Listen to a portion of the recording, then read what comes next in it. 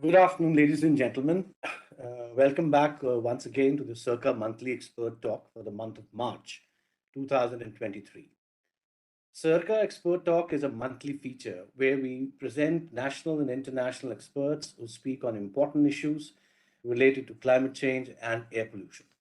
As we all know, the National Clean Air Plan, or NCAP in short, is a milestone effort by the Ministry of Environment, which started way back in 2019 to lead the air pollution mitigation efforts under one umbrella.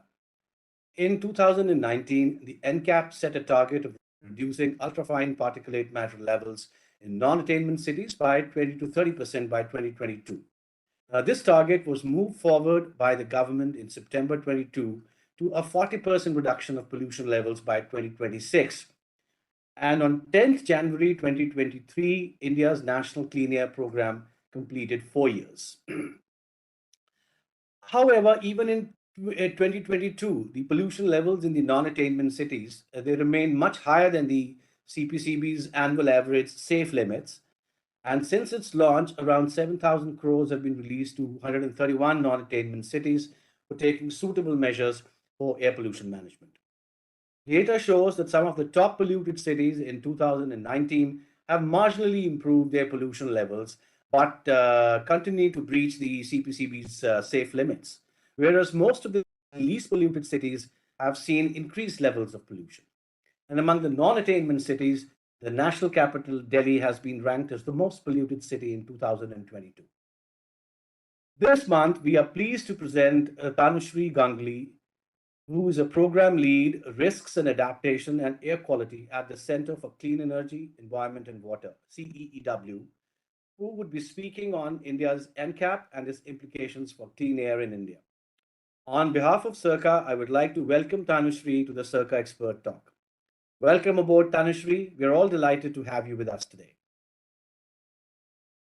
Uh, I would also like to formally introduce Tanushree to our audience and participants. Tanushree is an air quality researcher who's working on developing a data-driven approach towards clean air policy making in India at the Center for Clean Energy, Environment and Water. At the Council, her work focuses on assessing the potential of alternative methods of monitoring air quality and understanding and addressing the current regulatory hurdles in the effective implementation of clean air policies. Prior to joining the Council, she worked with the Center for Science and Environment, where she helped develop clean air action plans for non-attainment cities of Andhra Pradesh. During her brief professional stint as an air quality consultant for an environment consulting firm in California, she estimated the potential health risk stemming from the construction and operation of over 20 proposed land use development projects. Tanushree has a master's in environmental engineering from the Georgia Institute of Technology and is a certified engineer in training under California law. I would now like to invite Tanushree to begin her talk. The talk would be of around 30 to 40 minutes of duration, followed by a 15 minutes question answer session, which will be moderated by our project scientist, Priyanka. Over to you, Tanushree. All right, fantastic. And thank you so much, Mr. Kaushal and Sarika, for actually inviting me to deliver this talk. I'm super excited to be talking about the National Clean Air Program. And as you rightly said, it's been a milestone for air quality management in the country. And I will try to unpack some of these implications that the National Clean Air Program has had on air quality management in India. But before I actually start sharing my screen, can somebody please confirm if my voice is audible and if I'm visible? Yes. Awesome, cool. So I'll go ahead and get started then. All right. There we go. Mr. Kaushal, can you please confirm if my screen is visible? Yes. Okay, terrific. All right, so let's get started. So as a title, this talk, of course, it's about the National Clean Air Program and its implication for air quality management in India. But it's essentially transitioned the way air quality was being managed in the country. And in the course of this presentation, like I said, I will try to unpack how it has transitioned air quality management. But given that, SECA is organizing this, I would also like to touch upon what research opportunities have emerged as a result of introduction of the National Clean Air Program. I've also tried to not address, but talk about some of the research questions that we have pursued as a policy research institution. And I also wanted to kind of highlight some of the research questions which are potentially very important as the National Clean Air Program progresses, but are yet to be, delved into by the research community at large. So that's essentially, the contours of the presentation that I'm going to deliver today. But before I get into the meat of the presentation, I want to take a quick moment to introduce the organization that I'm representing today. I represent the Council on Energy, Environment and Water. We are among Asia's leading not-for-profit policy research institution, and our vision is to impact sustainable development at scale with 3 pillars, which is data, integrated analysis, and strategic communication. As you will see in the course of this presentation, these 3 pillars that I've highlighted right now have a significant impact on the way we see air pollution as a challenge for the country. CEW has a 200 plus multidisciplinary research team who, with their high impact research publications, are enabling transformations which have a significant bearing and can actually improve the quality of life. And as you can see in the middle vertical, my focus area is clean air, which, as we all know, is a non-negotiable for a healthy life for all of us.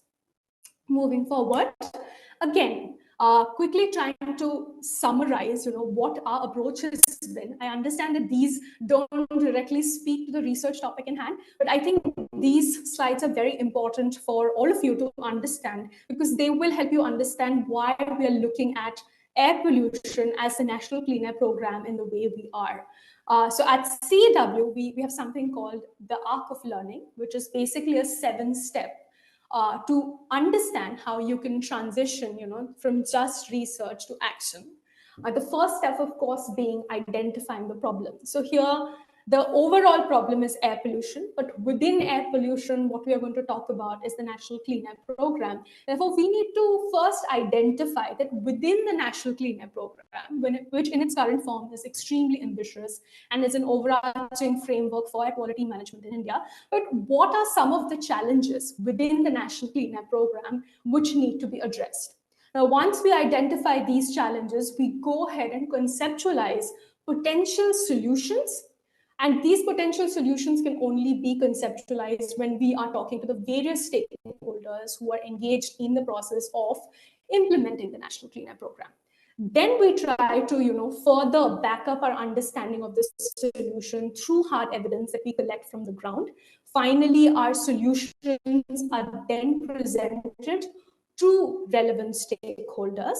And again, communication has to be very strategic. The communication around the National Clean Air Program would potentially be very different to a research audience vis-a-vis to the civil society group, vis-a-vis to policy stakeholders. So strategic communication of understanding of our understanding of the National Clean Air Program is very important. Finally, and most importantly, is how through our research and evidence we can actually support and improve the implementation process. And once we have gone through the first 6 stages, we then have to reflect and try and understand, how we can then further improve our research to actually support and strengthen the existing National Clean Air Program approach. So this is the approach that largely, we've followed within CEW across focus areas, which brings me to my focus area, which is, on cleaning India's air. Of course, strengthening the National Clean Air Program is one part of it, but the larger objective of CEW's Clean Air Program is to improve air quality in India and to ensure that, the entire population of India or the entire population across the globe is actually breathing clean air. So how are we doing this? We have 3 verticals. Like I said, initially it was data, integrated analysis, and strategic communication. I've modified that a little bit to talk about our work on cleaning India's air. So first, plugging gaps in data and information. I think the scientists who probably joined this call right now, they probably will identify the most with this pillar, because most of the work is around plugging gaps in data and information. But for us, it's not just about understanding what's causing pollution. As you can see, right? What's polluting? That's the first point that crosses everyone's mind when we think about air pollution. For us as a policy research institution, it's also equally important to understand what is impeding action. By what is impeding action, I mean, what are the barriers in scaling up action? Is it that we don't have enough people to actually act on ground? Is it that we don't have the adequate finance to roll out some of these measures? Is it that we don't have the adequate know-how to actually some of the measures? Or is it that we have not really thought about the externalities that may come with some of the mitigation measures that we proposed? So understanding what these barriers are in implementing some measures is extremely important for us as a policy research institution. The third and the most important thing that we are looking at is how do we catalyze action? I think this probably is the most important point, and especially for India, where 100 plus non-attainment cities have been identified. The scale of action needed is immense, and that's why the catalyst for action is very important. Is it going to be entirely led by government? Is it going to be entirely policy driven? Or do we need to involve other stakeholders like citizen groups? Or do we need to involve stakeholders like the corporates? So understanding what is needed to catalyze action is a very important part of the puzzle that we are trying to actually address through our research. Our second vertical is supporting implementation at regional and sub-regional levels. And this involves technical assistance, project management support, and research support. And this we are doing across multiple geographies. Now, this again is very important to understand. What do we really mean by project management and technical assistance? These are two terms which sound very similar, but also are very different. So there are different states across, which are part of the National Clean Air Program, which are trying to launch new initiatives. So we are providing them the research support and the technical support to flesh out these initiatives that they want to introduce. At the same time, it is also equally critical for states to monitor and evaluate whether or not the actions that they are planning to implement or actions which are codified under the city action plan are being implemented or not. So we are also providing states with the project management assistance to see how well this implementation is taking place. Post this first two pillars, the third one, and probably the most difficult one, is about transforming citizens into agents of change. And what are we doing for this? We are trying to demystify science through innovative communication. We've recently launched, actually not recently, I mean, in the last 5 months, we've produced 5 data policies newsletters to help citizens who don't essentially work on air pollution to actually understand air pollution, not just the data around air pollution, but also the policy developments around air pollution. And this newsletter has been our experimental way of reaching an audience which is generally not reached out through general or traditional air pollution communications.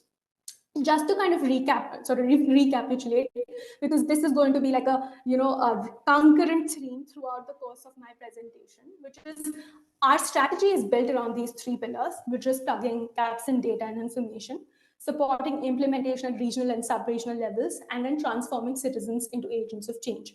Now, this will probably come again when I try to discuss some of the questions that we have tried to answer under each of these verticals. But before that, let's try to first understand what is the NCAP. But even before we get to the NCAP, it's important for us to understand why has it really been a milestone. What is the kind of transition that the NCAP has brought into the overall air quality management framework of the country? Now, I've titled this slide as the genesis of clean air planning in India. This is essentially just to give audiences who are not really who've not really followed the regulatory aspect of air quality management in the country a quick glimpse into the timeline of how activities have essentially happened. So most of the air quality management in the country, it is governed by this act called the Air Act, which came into force in 1981, as is shown in the slide. And the Air Act essentially empowers the central and the state pollution control board with certain powers and functions that they're supposed to deliver to protect the environment, to improve the air quality of a particular region and the country. So the jurisdictions are very clear, the functions are very clear, the powers are very clear. That's the role of the Air Act. It kind of creates that framework within which the state pollution and the central pollution control boards operate. Of course, there's also the Environment Protection Act, and there's also the Water Act, which further provides sort of functions and powers for the pollution control boards, but the Air Act is most relevant when we talk about air quality management in the country. Now, subsequently, what has happened is the air quality standards have come into place, and this is very important, right? Because all the work that is happening on air quality or that is happening on improving air pollution in the country is oriented towards actually helping India meet the national ambient air quality standards. So the first set of standards were introduced in 1994, and as you can see, they were subsequently revised in 1998 and then further in 2009. What also happened, post 2009 was that the AQI methodology was introduced. And this is, again, I mean, if NCAP is one form of milestone, I think the air quality index is another kind of milestone, because this was the first step that was taken to actually democratize air quality information in a way. So now, most people associate air pollution levels with a particular color. So the air quality index, of course, it has its own set of challenges, but it has to some way, try to lend a simplicity in the way air pollution is actually communicated to an audience which is not really initiated into the discourse around, air pollution concentrations. As we move forward, in 2015, the Central Pollution Control Board went on to create this 42-point action plan, but that was particularly for the Delhi NCR. So these 42 action points were, sectoral points which talked about mitigation measures across different sectors, industries, transport. But this was like, a set of recommendations that CPCP had issued only for the Delhi NCR region, because even in early 2015, 2016, air pollution was still considered to be mostly a Delhi NCR problem. Cut to 2019, when the NCAP actually gets introduced. I think one of the most important things that the NCAP has done, of course, it has created a target and all of it, which we will talk about later in the course of this presentation. It has actually led to an acknowledgement of the fact that air pollution is not just a Delhi NCR centric problem, but it is a problem which is plaguing the entire nation. Because under the ambit of the NCAP, 131 non-attainment cities have been identified, which don't meet the permissible limits for air quality in India. And therefore, it's very clearly sort of written down in the NCAP that these cities which have been identified, they need to have their city-specific cleaner action plans to improve the air quality and further to meet the NCAP target. Which brings me to my next slide, which is, okay, so we've gone through this entire transition, from the Air Act to kind of coming to this 42-point action plan, which was only applicable for Delhi NCR region, to 2019, wherein the NCAP came in. But then what really is the distinguishing point for the NCAP? The first thing, it provides an overarching framework for quality management in India. It's like a guiding document that states across the country can adopt to build their plans. That's one. Second, it's a time-bound strategy. By time-bound, I mean is that the NCAP has a specific target. It says that assuming 2017 as the base year, particulate concentrations across the country have to be reduced by 20 to 30% by 2024. Of course, more recently, there was a revised target that was put across, which was reducing the particulate concentrations by 40% by 2026. So the NCAP is not just the guiding document, but it also is a time-bound strategy in the way that it very clearly codifies this target that the different cities and the entire nation needs to aspire for to improve its air quality. The second thing about the NCAP, and I think for any guidance document, it's very important for it to have its goal, which the NCAP does, but it also has codified its objectives, which is more, what this means is that most of the recommendations under the National Clean Air Program will be geared towards achieving these objectives. And these objectives first, of course, include stringent implementation of mitigation measures. Right? So, of course, there are measures that exist, but the NCAP is oriented towards ensuring that these measures, they are implemented on ground. The second is to augment and evolve effective and proficient ambient air quality monitoring. Again, very important. I mean, I think all of you who have tuned into these sort of talks would have heard that we cannot solve what we cannot measure. Therefore, a significant portion of the NCAP lays focus on how we can augment monitoring for the country? I mean, do we continue to rely on your regulatory grade monitors or reference grade monitors, or do we explore the potential of satellites, or do we explore the potential of consumer grade air quality monitors, or do we look at a hybrid strategy for air quality monitoring? So there are specific sections within the National Clean Air Program which speak to this.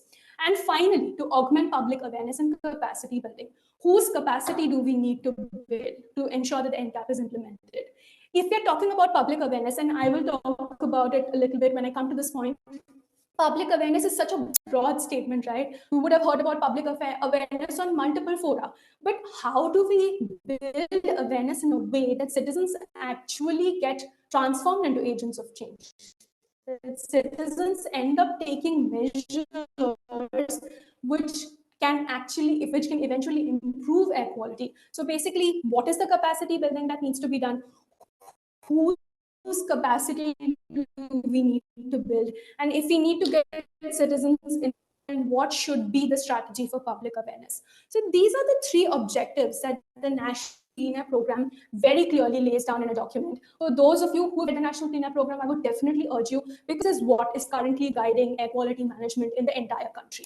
Now, that was the goal and the objective of the NCAP. The NCAP also has 16 objectives, which are very clearly identified in this slide. And again, I've picked this up from the NCAP. Slight repetition of what we have discussed, but I would quickly like to kind of talk through some of these components that have been identified. Of course, like I described in the previous slide, there is a significant focus on how we need to monitor better. Because if we don't have adequate data on air quality, one, we will not really understand how air pollution is spread or distributed across the country. Second, we will also not be able to sort of monitor the impact of interventions that we are taking. So designing an air quality monitoring network for different objectives, whether it's impact assessment, whether it's source monitoring, whether it's for regulatory purposes, becomes very important. The second important thing is, of course, around plantation drives. We are looking at cities trying to green up their open spaces, but what kind of plantations need to happen? What should be the thickness of the shrubbery? Whether certain kinds of species work better than other species. So there is a lot of thinking which needs to go around this as well. It's not just about planting trees, but it's also about exploring some of these questions. The third, and I'll talk about this a little more and when I come to the slide, is on the national emission inventory. I think this is a critical piece of information that currently is missing. We don't have a unanimously accepted and agreed upon national emission inventory for the country. Without a national emission inventory, it is very important, but it will be very difficult to actually evaluate how interventions, large-scale interventions are translating into air quality improvements year on year. Then there is talks of an air information center, which is basically a centralized repository of information for different stakeholders. Not recently, but a couple of years back, the Union Ministry launched something called the Prana portal, which at this point in time is serving the purpose of the Air Information Center. Again, for those of you who have not seen the Prana portal, I would strongly urge you to look at the Prana portal, because the extent to which it has actually democratized information on air quality is incredible, because it's not just providing you information on what cities are doing or what is the current air quality level in the city or what the trend of air quality has been in a particular city. It's also actually providing information on, the minutes of the meetings, the proceedings that happen across different committees that have been set up under the National Clean Air Program. So this Prana portal is a very important repository for accessing information. Then there is the state, city, and the regional action plan. So when the NCAP was introduced in 2019, it was remarkable that 122 cities actually put down their plans on paper.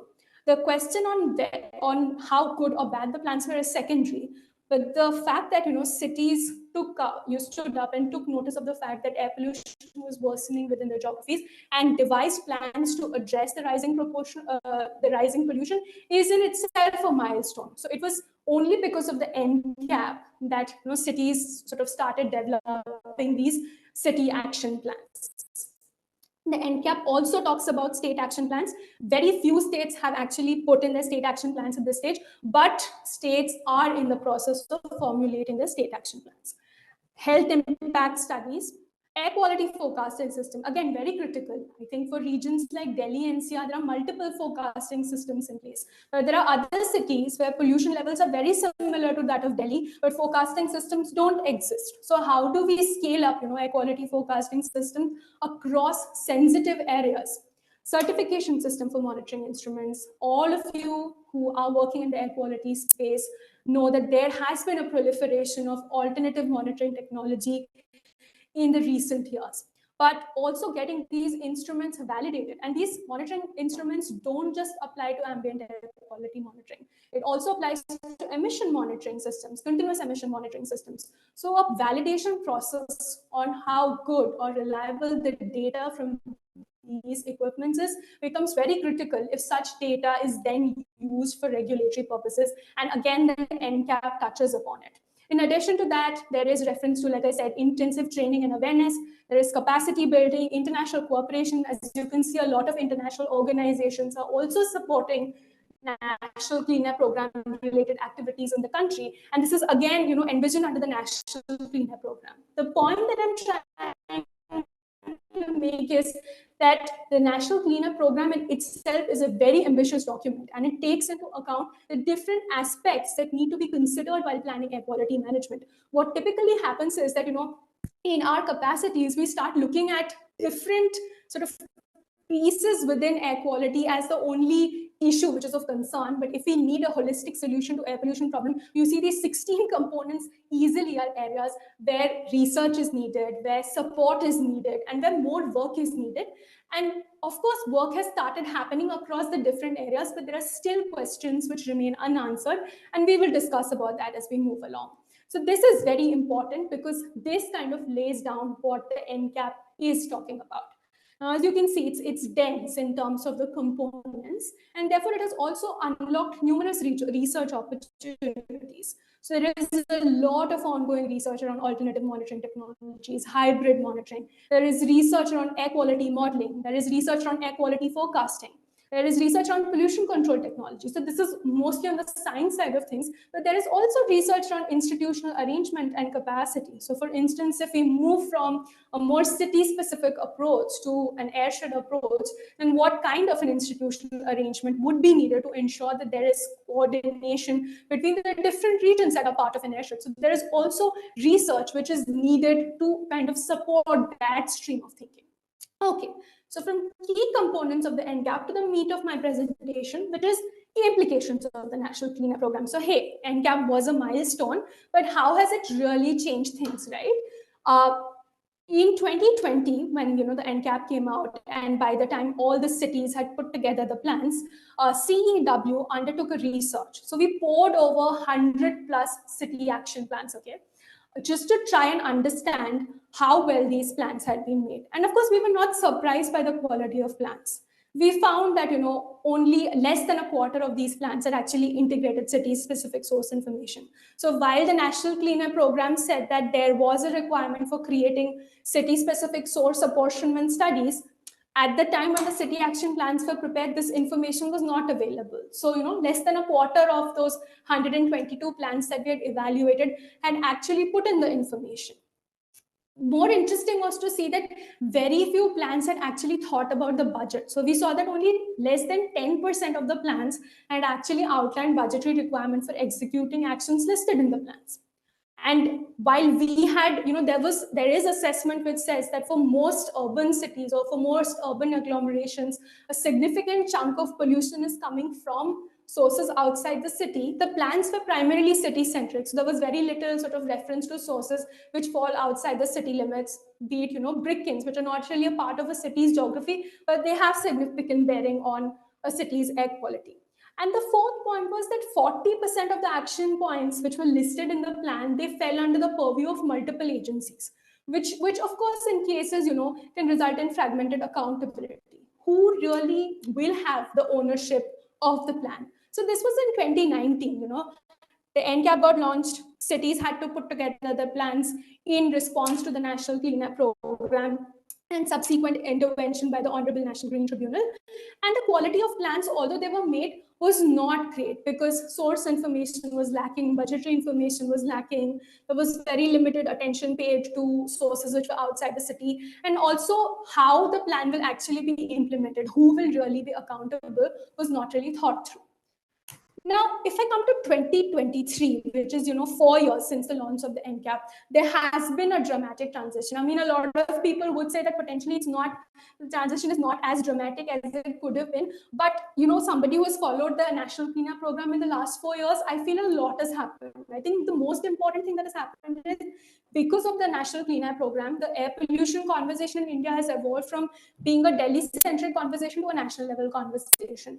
So people in Maharashtra are talking about air pollution, people in Jharkhand are talking about air pollution, people in Bihar are talking about air pollution, people in Tamil Nadu are talking about air pollution. It's not just the Delhi conversation. So I think the NCAP has clearly established that if your city is not meeting the WHO standard, your city is polluted, period, and you need to have a plan of action to actually address it. So this, I think, is a certain achievement of the National Clean Air Program. Expansion and monitoring infrastructure. Okay, so when the NCAP was introduced 2019, there were about 200 monitors, real-time monitors. I'm not talking about manual monitors here, 215 monitors. Since then, this data is, I think, from Feb 2023, we have 400 plus continuous monitoring stations in the country. So, it's almost double. The number of monitors is almost double, real-time monitors. And, if you're looking at more public information around air quality data, we need more real-time air quality monitors. And of course, the National Clean Air Program has given a push to it.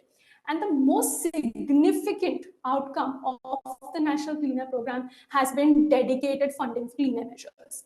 And this basically dedicated funding is being provided through two streams. The NCAP cities are also getting this funding, and for the million plus cities are also getting this funding. Of course, the funding streams are different, but cities now have dedicated funding for clean air measures. So if you reflect back on my previous slide where I said that less than 10% of the plans are actually outlined the budgetary requirements, now all the 131 cities which are identified as non-attainment or million plus have some sort of a funding to actually implement their measures. Fourth, transition from a city specific to a more regional approach. Very important because 10 states, this is from one of the recent reports which was put up on the Prana portal, 10 states have already drafted their state clean air plans, and 14 states are still in the process of drafting the clean air plans. Of course, having a state level plan is a more generic approach to regional level planning, but at least this has started, which means that states are also taking cognizance of the fact that the pollution is not just restricted to within city limits. There could be sources outside the city which are impacting pollution levels. And fifth and most important, which is a progress monitoring framework. Without a progress monitoring framework, any guidance document, any policy document is bound to fall short of its expectations. Now, what the NCAP has done is, it's done two things. One, the funds which are sort of channeled either through the NCAP funding or through the 15 commission grants are linked with performance of the cities. And when I say performance, what I mean is year-on-year improvement in air quality of the cities.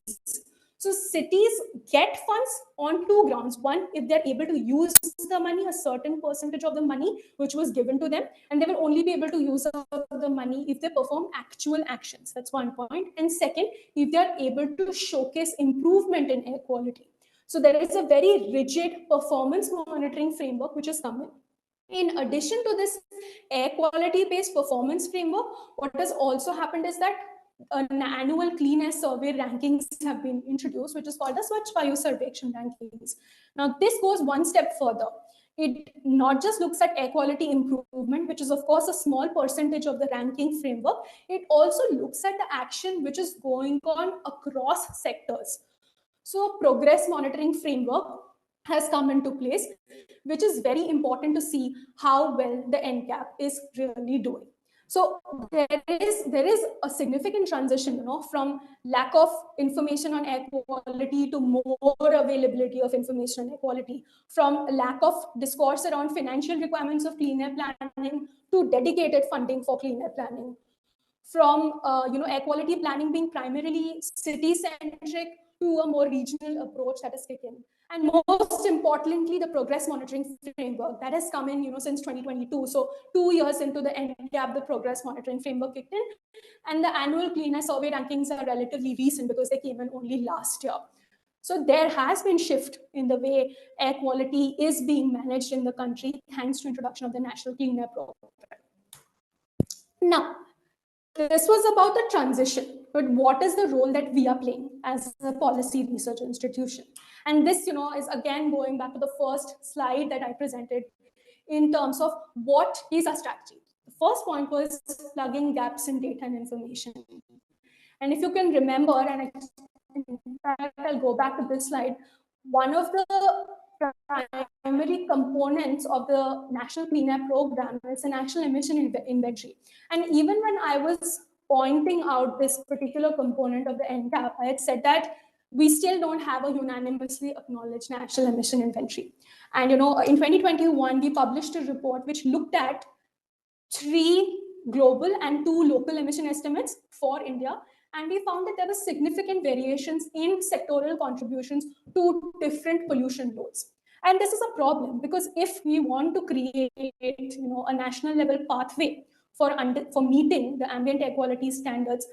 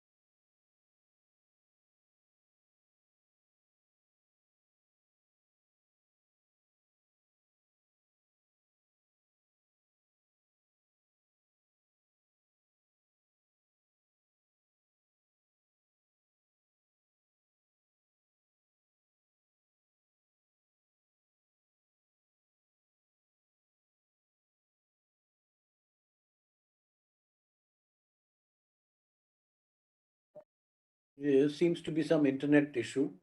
Please bear with us. We are on the job. We're trying to rectify it.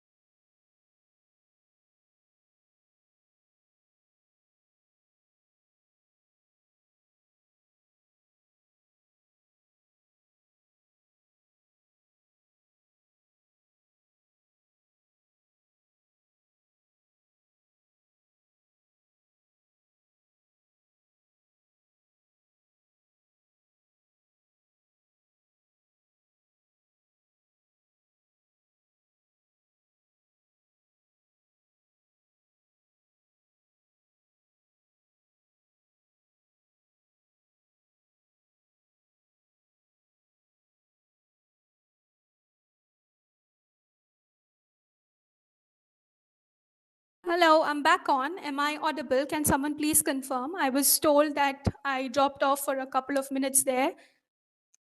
Yes, audible, Tanushree. Now Okay, you're audible. can you please tell me at what point which was the last point that I was making? I can quickly then just sort of go back to that point and Uh, can anybody share exact point this where will she? also be a test of who was really paying attention. Okay, fabulous. You, Okay, National okay. Admission you Inventory. are on the Yeah, there we go. 17th slide. Okay, great, great, great. Thank you so much. Appreciate it. I think Vinamrata has just responded. Great. So I'm going to go ahead and quickly share my screen. All right, great. No, of course, I was talking about the national emission inventory. I was just trying to showcase that this is some of the work we've done, wherein we've tried to target specific gaps within the National Clean Air Program framework. Uh, so it's about plugging information pertaining to the national emission inventory, sort of assessing forecast performance. I talked about the multiple forecasting systems which exist, particularly for the Delhi region, right? There is the forecasting system which exists, which is in place by the Indian Institute of Tropical Meteorology. Further, there are also a lot of private players which are doing forecasting based on historic data using artificial intelligence and machine learning techniques. But it's important to first assess the performance of these forecasts before they're actually used for taking account into decision making.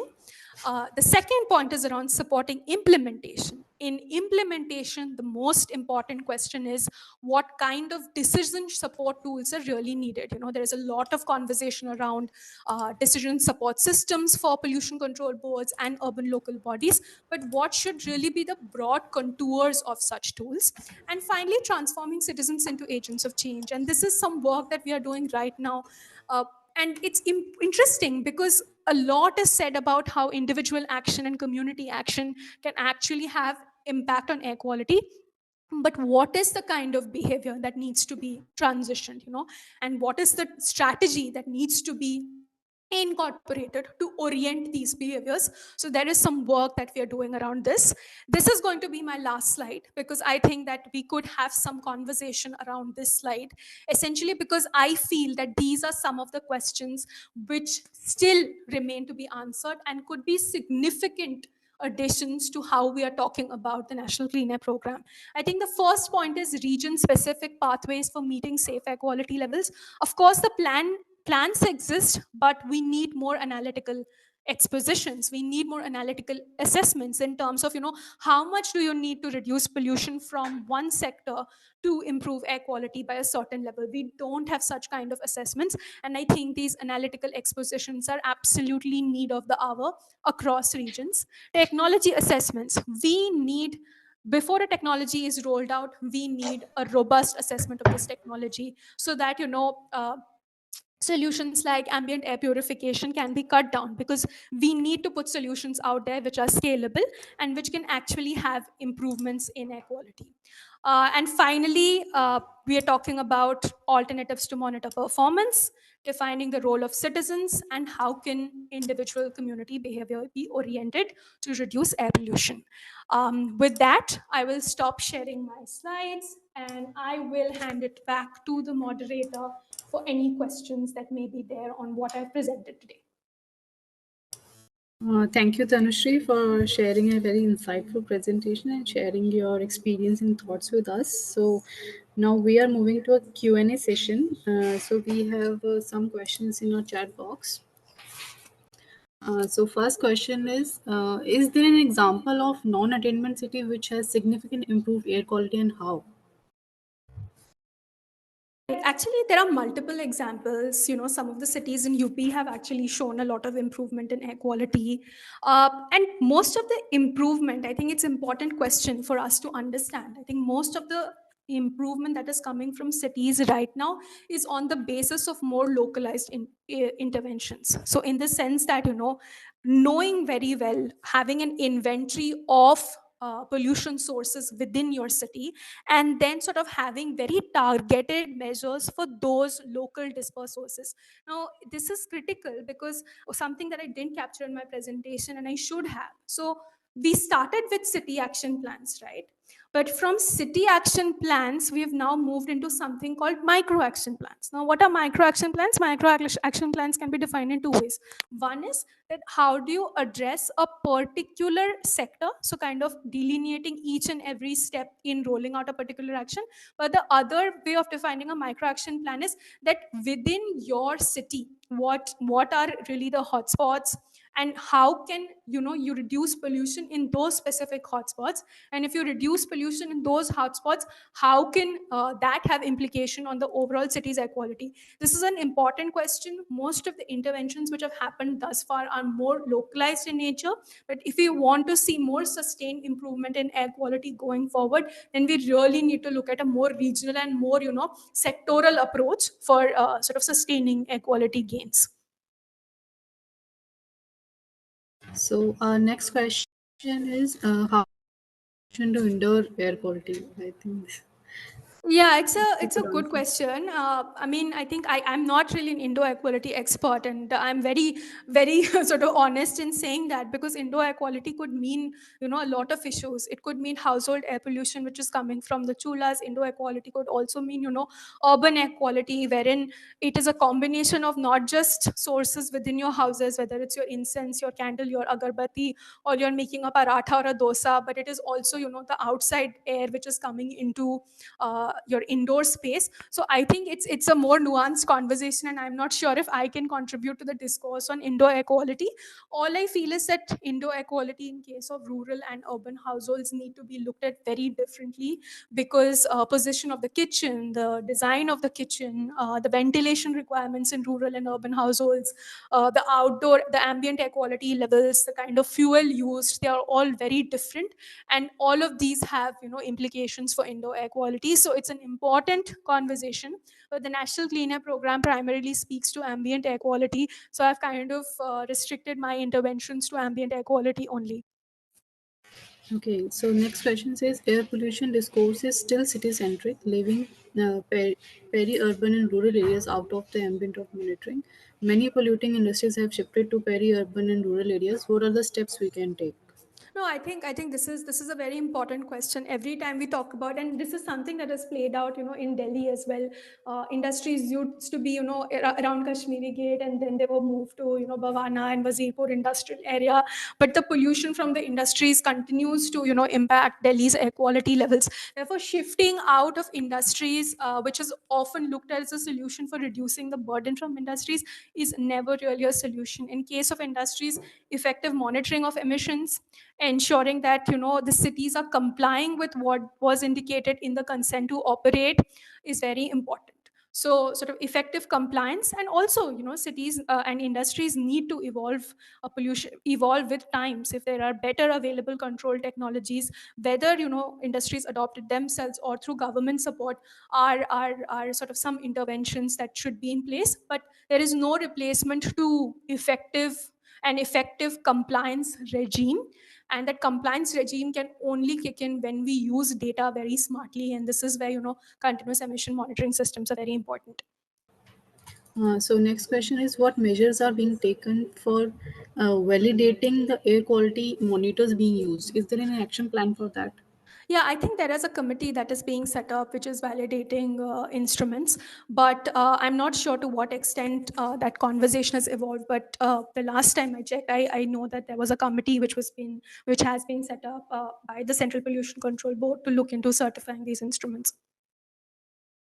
So next question, with NCAP cities getting feedback in the form of funds, what are the Oh, some wait, ways sorry. that Sorry, Priyanka. I think that is a very important question. Are plants known to be effective in reducing air pollution? I'm sorry I cut you, but I no, really want it's to okay, it's address okay. this. Yeah. No, I really want to address this. No, absolutely not. Please understand that when we are talking about air pollution in the Indian context, we are looking at particulate matter. While plants are known for some extent to reduce VOCs, filtration, if you're looking at indoor air filtration, we absolutely need mechanical filtration. Having indoor plants, if your question is to that aspect, if we can use indoor air plants to reduce PM 2.5 levels inside houses, that is not possible. Without mechanical filtration, just plants cannot reduce particulate concentrations. Yes, over. Back to you, Priyanka. I thought that was an important question to address, so I quickly I Okay. responded to it. I think I just missed. So, air quality improving solution needs more implications. How can individuals be more involved? How can individuals be more involved? I think this is an important question, and I try to address this a little bit in my presentation as well. In terms of what is it that individuals can really do, and there are lots of other things like carpooling and ensuring that you're segregating your waste. I mean, these are things that I mean, everybody knows, and I'm not going to repeat those things. But I think one thing that individuals should really do is become active monitors. When I say active monitors, is if you're seeing violations in your vicinity, please ensure that you are reporting it to the right authorities. If you're seeing that there is a construction site which is not sort of putting in the checks that it should, spraying of water or putting up that green cover, then you should definitely report it. If there is a broken dusty road, if somebody is burning garbage near you, if somebody is not segregating their waste, there are dedicated grievance redressal apps. In fact, one of the things that National Clean Air Program has done is it has directed cities to create these grievance redressal apps. So I think it's very important to use these apps. And I also feel that it's important for us to educate ourselves about our city's action plan, right? I mean, if you live in a city which is designated as a non-attainment city, you should try and internalize what is in the plan. You should try and internalize, what is it that the plan commits to and what has not been delivered. So becoming active monitors, I think, is very critical over and above some of these measures, like, if you can then sort of carpooling to wherever you need to go, segregating your waste and so on. Okay, so next question says, with NCAP cities getting feedback in the form of funds, what are the some ways that NCAP has set up accountability to get accurate data? For example, recently it was in news that where sensors were installed in Maharashtra. What are the checks and balance for this? What is missing? So I heard news about Maharashtra. Unfortunately, I'm not able to comment on it because I mean I've just read the news post. I've not really looked into the issue at large. But I think when when in case of monetary allocations based on performance of cities, there is a specific way to calculate air quality improvements, and I think that same kind of metric has been pushed off to all the cities just to ensure that there is consistency in the way cities are reporting. And this is sort of taking into account both manual and continuous monitored air quality data on PM10. There is a specific methodology which is in place. This is just to ensure consistency in the way the cities are reporting. How do citizens role? How citizen role, because air pollution need policy interventions like BS6. I think that is a Yeah, extended yeah. question of that. Okay, there is a question. I mean, is this a question around how popular a solution like BS6 is because you have to retire your old vehicle? I think it's a good question. I think before sort of rolling out solutions like this, it's very important that I think any decision making has to be a participatory process. And I think, one of the earlier questions was that how can citizens participate? I think it's important for citizens to also ask for those participatory platforms where, solutions can be co-created rather than solutions being imposed on individuals. So I think this speaks to a little more of how can we create those participatory platforms for citizens to actually become a part of the policy intervention process, because retirement of old vehicles, or just saying that you can't buy vehicles other than BS6 vehicles, or just banning certain kinds of vehicles are of course unpopular measures. And that's where citizens need to be first kind of brought on board, and those discussions need to happen between the policy and citizen policy makers and the citizens. So next question, how can health be integrated into NCAP, especially as a measure of success of interventions?